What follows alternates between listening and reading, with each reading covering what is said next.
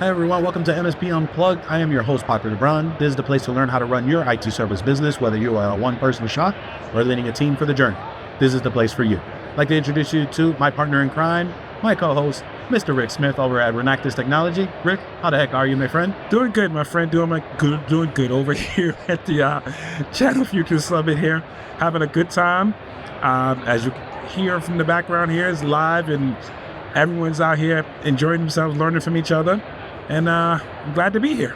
Yep, we are live in Vegas with the Channel Futures and Channel Partners Expo. It has been a great week so far. We are on day 2 on this eventful event. Now, normally we would go ahead and have the guests wait in the green room and bring them on there, but we're going to do things a little bit different in this episode. We have none other than Mr. Dave Seibert, CIO of IT Innovators, president of SMB Tech Fest, and a Microsoft MVP for quite a few years now, hasn't it? 12 years. 12 years in running. So before we go into Dave's story and really understand a little bit more, because this is his first time on the podcast, we want to go ahead and thank our sponsors, SuperOps. SuperOps is the AI-powered PSA and RMM platform designed for fast-growing MSPs. It provides a lean, powerful way to engage with clients, grow your revenue. Head over to the link below in our show notes for you to start your trial. All right. Now, Rick, we always talk about our favorite thing real quick, and that is our event, TechCon Unplugged. Yes, sir. Yes, sir. TechCon Unplugged will be in greater Washington, D.C. area, September 12th to the 14th at the hotel at Arundel Preserve. It is fast approaching.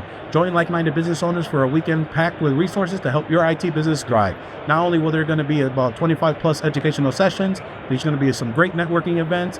Not only is there going to be a great expo hall, everything is included in the entrance for meals, entertainment, and the happy hour. But the most important piece here is walk away with concrete action items to take your business to the next level. Head over to techconunplugged.com to get your tickets today. All right. Dave, really appreciate you coming out. I know that we have met a couple of times in passing, but really appreciate you making the time. I know we got to get you out until a flight here kind of short. But for those that may not know or have heard your story, why don't you tell us a little bit about yourself and how you kind of came into this quest? Yeah, thanks for inviting me onto the show. It's really great to be here, guys. So, real quick, I've been in the industry about 40 years and 25-year MSP IT Innovators. It's a lot of how I know this market, our channel partners, clients, and I relate to things topic-wise. And then, as you also mentioned, SMB Tech Fest. So I've been doing SMB Tech Fest for about 13 years, and it's a conference designed for MSPs, MSSPs, cloud security providers. And real similar, the whole idea is to have panels of partners that are talking and sharing how do they accomplish what they do, best practices, learning not only the things they do right, but also learning the things they do wrong, because sometimes the best way to learn is to know what somebody did wrong. Yeah. And, that helps prevent you from making the same mistake. Right. And I will add a third one that I don't know if you knew, but for about 18 years, I run MSP peer groups as well under Frontier Peer Groups. Okay. Very cool. Now, I know that a unique thing about SMP Tech Fest is that it's not just an annual event. You actually hold this quarterly as well. I do. Seems a little crazy, doesn't it? But you know what my tagline is that business and technology changes faster than once a year. Mm-hmm. And, think about where we are today and all the activity that's happening here at the Channel Partners event. And our industry moves so quick. M&As happen, new products come out there. So, monthly would have been crazy. There was no way to do that. Yeah. But I just said to myself, where's the gap? Where's the need in the market? And I thought quarterly was a excellent, cycle, so that it's just enough that partners could still come and learn what the latest and greatest without overwhelming them. Sure. Yet they can, I think anyone that does EOS, about, rocks and planning, and a lot of that works on a quarterly basis. So I thought, why not go ahead and do an event that aligns with business plan and help partners stay abreast of what's going on in the industry. That's why quarterly. Awesome. And I know that for a lot. I was just going to say I give kudos because, we're doing TechCon once a year, and that's a lot of work. So I can imagine what it's like having to do this quarterly. I get it. And I think for a lot of the great people that don't know, if you ever look at not only just the educational pieces and the information that's provided at SMB Tech Fest, but if you really look at the sponsors and the people that Dave brings to the show, it's not your typical vendors that you normally see in the MSP channel. Some are, but he has actually really been able to open up the group and open the doors for companies like Google and others that are really diving into some of those pieces as well. So if you have not checked out an SMB Tech Fest, definitely take a look. And it's usually based in California. Is that correct? Yeah, it's home-based. Home-based. Yep. So I would definitely check it out. It's SMB Tech Fest. So www.smbtechfest.com. Awesome. So go ahead and take a look at there. Now, Dave, another thing you're also known for, and I think you've been on quite a few other MSP podcasts, is you are in Microsoft MVP. And so that is an accolade that, one, is even hard to get, but let alone so many years running. And so I think that for us, we really are just trying to navigate this environment and understanding how to really be a partner for Microsoft, right? Because I think they've gone through some changes recently and really trying to understand not only on what they're providing to SMBs, but also it sounds like they're really trying to elaborate and evolve their relationship with MSPs as well. I'm going to start off with the question here is that, and a lot of our listeners are probably asking, is there really a possible way to have a great beneficial relationship with Microsoft now that they've changed quite a bit on their new partner program? Yeah, no, it's a great question. And allow me to share quickly so you get some perspective. I actually hold two roles, if you will. So one of them is a 12-year Microsoft MVP. And for that role, consider that more of a technical community role. Okay. And the second one is Microsoft has what they call worldwide partner influencers. And I'm a 13-year Microsoft partner influencer. And there's like 21 globals. Wow. And that one's more business focused. Okay. So again, community, but more business, whereas the other one's technical. Okay. So kind of taking it from that framework, there's no doubt Microsoft had their gold and silver program for seems like forever. Yeah. And then just about a year ago, roughly, they disrupted everything. And they got rid of gold and they got rid of silver and they really went after different discipline categories that they want partners to qualify for. Right. And there's no doubt. I mean, it was a disruptor. Of course, they say, and I get it, and I don't.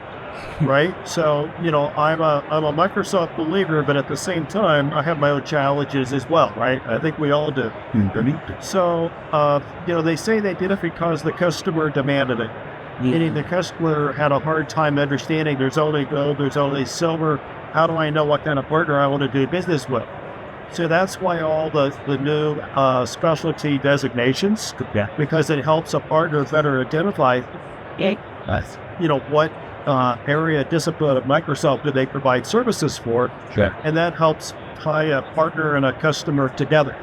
Now, along that journey, it sounds good. You're right. I mean, it sounds good. On paper, it's great. Yeah. But between the whole, NCD that happened and the whole cloud partner program that happened, it really didn't fit all partners. I mean, it used to be, regardless if you were a breadth partner, as they call it, or a discipline partner, meaning, you had a silver or gold, people could find a home where they fit. When they went after the new model, the cloud, partner or the NCE, not everybody felt like they had a home to fall into. It alienated a lot of partners. Yeah. And quite honestly, to this day, it may not have been the intent, but to this day, a lot of partners still get alienated. Now, do you think that was just poor communication from Microsoft to the end partner, or the partner just not really not so much paying attention, but really understanding what they were trying to convey and try and release, and they kind of just went up in arms because it was change? It's both. Okay. I mean, it really is. And Microsoft has a big conference for partners called Inspire. And part of this is that Inspire used to be in person, before the whole COVID thing. And I think it was easier to convey messages and share with partners where things were going. And when things went virtual, I like virtual, but it's still not the same as standing here with the two of you. I agree. And so I think that when things went virtual, it was a little bit more challenging to communicate. Sure. And also there's a ratio reach problem.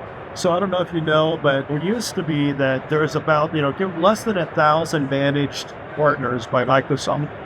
And if you weren't managed, you needed to find another way to get your news, to get your information. And when the things went virtual, they also cut back how many partners are managed. So when you combine those together, the word didn't get out the way it might normally get out. So I think when you put all that together, what's the term? You have the perfect storm. Yeah. Yep. So it really created the perfect storm. And so the partners that feel disconnected, I totally get it. I really do.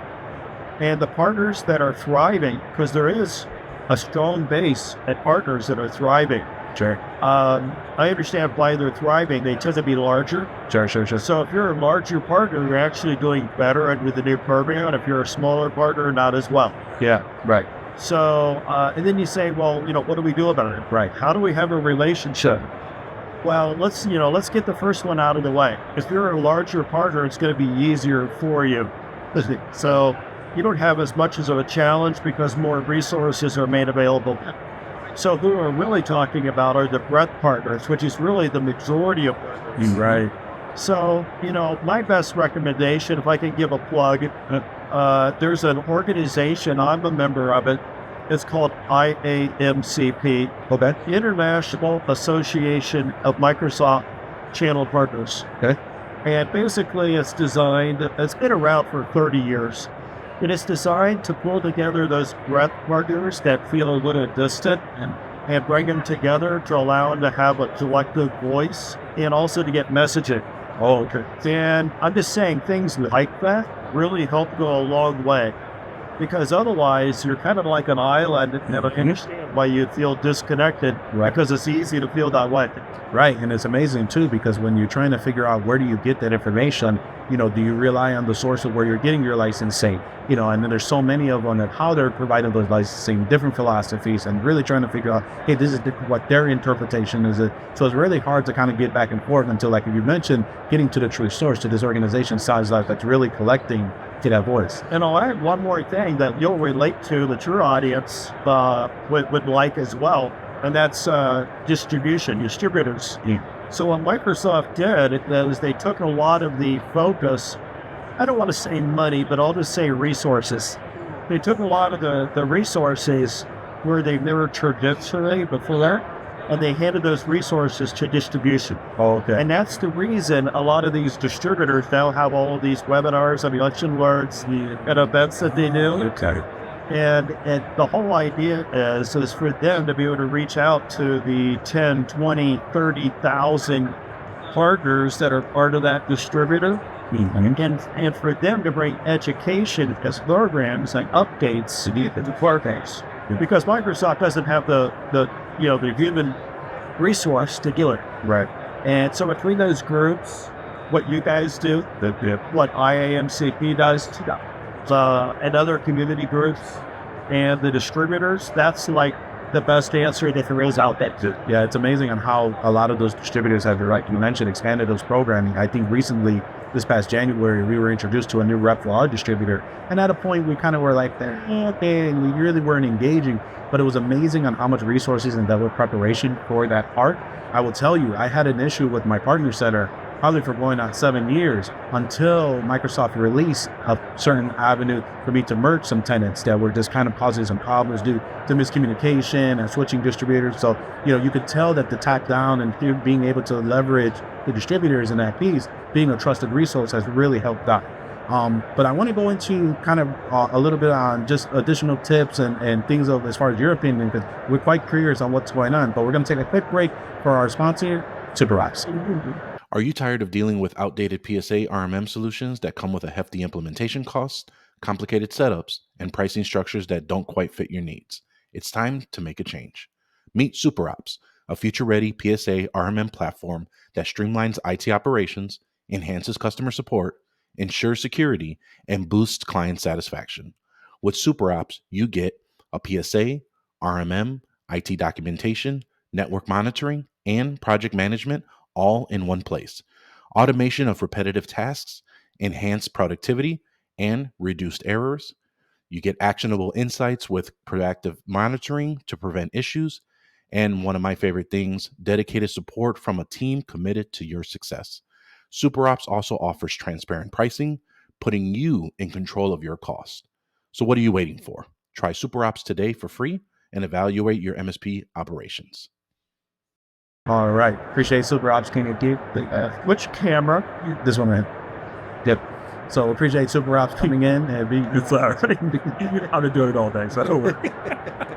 Oh, that's what you get when you hear for live, folks. But I appreciate you again, Dave Seibert, over at President of SMB Tech Fest, CIO of IT Innovators, and that we're discussing as he is not only a Microsoft MVP, but also a Microsoft Worldwide Influencer MVP as well.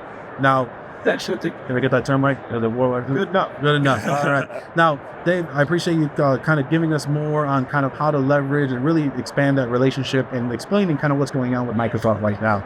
Now, as far as, those tips of being a better partner, we talked about going through distribution. We talked about that great organization, kind of going from there. Has there been any other items that has helped you really just either A, take advantage of what Microsoft has coming out, or just as far as information that you could find to kind of piece together to make your practice a little bit much further, faster, or even improve some services for your clients? So let me share two things that I think will benefit all the viewers and answer your question too. Okay. So the first one, I'll say it with a half smile because you'll tease me about it, and that is think about AI. And but realize that Microsoft renamed a lot of their products and offerings to put AI in the name. Yeah. I mean, literally, one of the things I participate in is MVP Summit, and it has about 600 sessions that make it up, and all 600 got renamed with AI in its name. Oh, wow. So my point is there really is an opportunity. I think a lot of our clients are trying to understand AI. Sure. We're trying to figure out where the business model is, where is the revenue. And I think it's a great opportunity for partners to better understand AI. And I think the more that they dive into AI, it's going to do two things. One, it's going to help their Microsoft relationship because it's the same direction that Microsoft and the industry is going. And two, it's going to help them with their client base, because they'll be viewed as that trusted advisor, mentor, helping them grow their business. So my first thing to them is, if you haven't, jumped on the AI bandwagon, do so, and then look at your spec and how AI is integrated, because there really is some good tools out there. I get the concern. I get the people that are, a little standoffish, but push comes to shove, I encourage everybody, AI is a good way to go. Yeah. The second one I'd share is, we're in a cloud-centric world, and Microsoft, like a lot, is a marketplace. And marketplace is something they're putting a lot of time and attention and investment into. So a lot of partners that are doing well is because they have a entry into the marketplace. They have an effort. Microsoft will actually pay a partner to add an entry into a marketplace. She's not talking $5 or $10. They'll pay $3,000, $10,000 for a partner to do a submission into marketplace. And again, it's a win-win. Okay. It's a win because Microsoft is wanting that partners. It's also a win because the partner is going to put an offering, and MSPs can put offerings in there as well. Okay. It used to be you had to be an ISV or some sort of developer, right? But not anymore. They opened it up. Okay. So that means that now when a partner puts an offering into marketplace, their client base and even beyond their clients can learn about it. Interesting. And they'll get paid doing it. So those are two things that can really help them have a better relationship, grow their business, make some money while they're at it, and stay on target where the industry is going. It's amazing that you mentioned the two terms that I feel like we've heard over the last several years, but it's becoming in 2024, there's a lot more tangibility to that going on. Like you mentioned AI, like for us, we've used the AI internally, Copilot, things of that nature, because I have an international team. And I've mentioned this multiple times where the dialects of Spanish are different from each individual one. So now we've used Copilot to help communicate all those, especially those that are Spanish speaking first and English speaking first, to collaborate much better utilizing internal AI. But now with Copilot now being available to SMBs and now it being to an external factor, the question becomes, how do you utilize that? How do you do more? And like you mentioned earlier, distributors have now received a lot of that resources, all those webinars, lunch and learns, even down to AI readiness playbooks that have been coming through, have really been beneficial in providing that conversation. But I've also been hearing that on marketplace and being able to have smart marketplaces as well. So the fact that you can now, as an MSP, provide your offering into this marketplace, being able to understand more. Now, would a distributor have more information on that if they're trying to figure out, or will it be a resource for them to go, if not just directly to Microsoft website? So I'm going to say that most people listening to us probably have a Microsoft profile, meaning they've created an account with Microsoft. Hopefully they have a partner ID, and you can actually get a Microsoft partner ID at no cost. Yeah, right. And that presumes, of course, you're someone who's going to do business with Microsoft. Sure. But once you have that ID, that means you have a login, and the login allows you to see Marketplace. Yeah. And it will walk you through, kind of like a wizard. Oh, okay. It will walk you through on how to create a presence in the Marketplace. Awesome. And that's good to hear from the team. It's important. It's just, the issue we have, particularly, the MSP size that we look at, we always try to figure out where do we fit in with Microsoft. It's just, it's like they don't care about us. That's the general consensus, really, is because of size that it becomes more of a challenge, like you said. But it's good to know that there are resources, and again, we do encourage you and do use your distributors because there's a pool of resources there.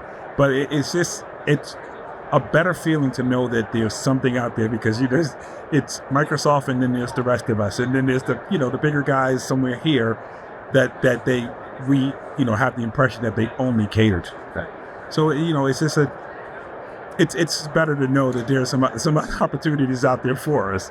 I'll add something, and you have to put it in context, and that is I try to let go of two things. The first one is I never really think, does Microsoft care about me? I just saying, right? It's not really something on the table. Mm-hmm. And also and I'll explain both. And the second one is just don't consider the fact that Microsoft is ever going to give you a lead. Right. I hear these two all the time. Yeah. And here we are at that channel partners. And there's a lot of vendors, and the bottom line is a lot of those vendors, quite honestly, I'll just say they don't care about us. Yeah. But don't take that phrase out of context. Sure. They're there to have offerings and services, and they want us to do well with those offerings and services for our clients. That's the approach I take. Yeah. I simply look at my client base and I say what product and offering will best serve my client base. And regardless if I ever talk to the vendor or not, I can still utilize everything that vendor has to provide a solution to my client base. Yeah. And that really happens first. The rest of it is gravy. And sometimes it's nice, but is it needed? Not really. You can still accomplish everything you want. Yeah. And, we sell some NAS devices, vendor doesn't matter. Yeah. But we never talk to the vendor. But I can still buy the NAS, configure the NAS, install the NAS, and the client is happy, I'm happy. So sometimes the expectation taints your view. Yeah. And, I flew here like probably you guys did too. And the airline that I flew on, I needed to add my, your frequency. I couldn't find a single person to call.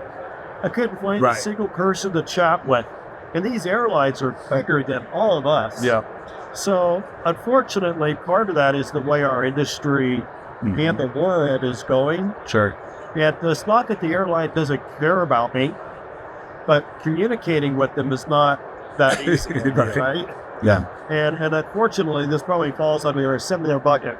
Yeah. No, I mean, I think that how you mentioned is, Rick, really looking at the opportunities that are available to you and looking at, instead of that scarcity mind, but being able to look at it the abundance. You made a very good point where I think a lot of people get hung up where it's like, well, I want my margin from this particular license, instead of really being smart about it. And okay, that's great, but what's your offering? What is you as the MSP? Because anybody can pull these tools together. The question is, can you put them in a way where you can speak to it, you can support it, and not only do that efficiently? Because as I mentioned to you, and Rick hears me says this all the time, is that our responsibility is not just to mitigate risk for our clients. Is how do we ensure that we make them as defensible as possible so that they're not deemed negligent to their end user? So what solutions are we putting in place that will allow for that? And Microsoft being the crux and being able to be that one core that is really the gear that helps surround a lot of that ability. Matt Lee over at PAX 8 usually says, identity is what is the true nature of everything now. And if you cannot attach an identity to a particular item, business, even down to the end user, you're going to fail, because that's where you need that cog to be able to spin those wheels. Now, Dave, I know I've kept you here for a little bit, but this is the last question I want to make sure that we ask you, because you have been around for so long. You've been involved with Microsoft quite a bit. What is your opinion from what you've seen kind of that's next for both Microsoft and for in the MSP space? Now, well, first of all, I have to give a plug. You mentioned Matt Lee. Matt rocks. Yes, he is. So I'll give a plug. I just say if you haven't had a chance to shake his hand or follow him, I encourage people to do that. Absolutely. So he's one of the anyway, follow Matt. He's a good guy. But two questions. Which one? Choose one, we tackle it, then we'll go to the other. Sounds good. Just essentially your opinion on what you think is going to be next for Microsoft inside of the MSP space. Yeah. So I don't think that Microsoft has a focus, I'll say, for MSPs. Sure. I mean, I like for them to, and I think there's been talk through the years. So I'll answer that a little bit higher, meaning just a solution provider, because most of the offerings and programs they have are really solution provider based, Sure. more than MSP based. So no doubt, I mean, cloud is where it's at. Sure. I mean, it really is. I don't think too much about licenses. I understand they're there. I mean, come on, can't deny it. Sure. But we never lead with licenses. Licenses is just part of, it's kind of like if you're painting a house, you don't walk up and buy a gallon of paint, walk up to your client and say, take a look at this paint, do you like the brand? Or I don't grab the hammer and say, do you mind if I swing this hammer when I built your house? Right. To me, the licenses are the same way. Yep. You're going to come up with a solution that fits the client, and then you're going to apply whatever the appropriate licenses are. Odds are it's going to include Microsoft licenses. Right. And you'll get your point margin out of that. Sure. Great. I wouldn't start there. And beyond the cloud, I think Copilot has a lot to offer. I think people are still struggling with Copilot. Sure. And my view on Copilot is, first of all, there's going to be, a lot of people don't realize, there's going to be multiple Copilots, not just one. Right. So when you think about that, you just have to, just think that you may be selling, offering one person, hey, I think you can use these 2 or 3 different licenses in Copilot. Right. But, ChatGPT, like everybody else, I use it, I like it. But I also realize that data is more public data. What you search on, the keywords you look on, it's not really NDA, it's not really private. Sure. And that's where Copilot has a great interior option, alternative. And so I think that's a great solution. The challenge is a lot of partners don't know where to make the money. Right. Okay. And, let's face it, again, back to the license idea. You're not going to get rich just selling licenses. Right. That is correct. Not at all. And, it's a great conversation that happened yesterday. If I could kind of give a plug for Jay McFain. He's with Canales. And he stood up on stage at this event yesterday. And one of the things that he shared is that consulting services for all of us and the people listening, when it comes to cloud services and AI, he sees that ratio jumping from, instead of $7 to $1, it's actually going up. He put 10 to 1. Wow. $10 of consulting services to each $1 of, license or product or licensing. Mm-hmm. So I see a great opportunity and learning how to be consultative. And I know a lot of solution providers will say, I am consultative, but He has a loose line on that. let's just put it this way. If there was a high, a high and a low, I'd say a lot of partners, there's still a lot of growth area. Yeah. So I think that a lot of partners can make some really good money extending their practice and learning how to be consulting in a cloud AI space. Oh. And like Jay said, 10 to 1's not a bad ratio. Not a bad at all. So that's probably how I'd answer for an MSP, where there's a gap that they could probably easily fill into and make some more money. Yeah. And then you had a second part. Do you want to squeeze it in? Do we have time? No, that was actually it. Yep. No, that was it. And I think it was the biggest piece and that was my takeaway as well, even down to the point where they said that 85% of all data still is on premise. And that was an amazing stat that I heard, that it's just an opportunity that there isn't the room for public cloud to put it all. So you better get to it. So I think the biggest piece on that, and then just that the trusted advisor is starting to become that big name coming back again. It used to be this cliche term, but as you mentioned, and I believe this too, is that there's so much growth to be a true business advisor.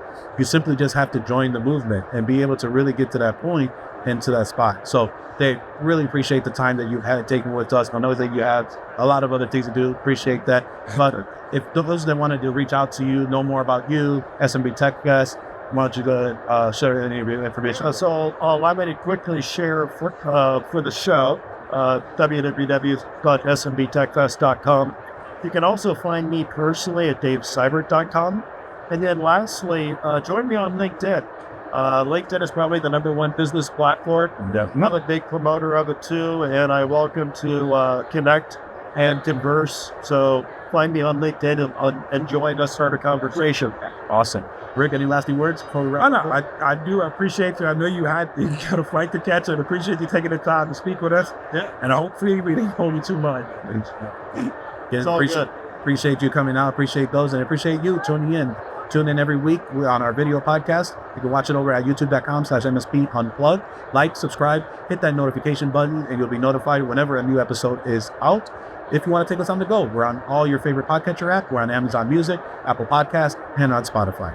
Once again, we want to thank you for listening to MSP Unplugged. Don't forget to purchase your tickets over at TechCon Unplugged. We will see you next time. Have a great day.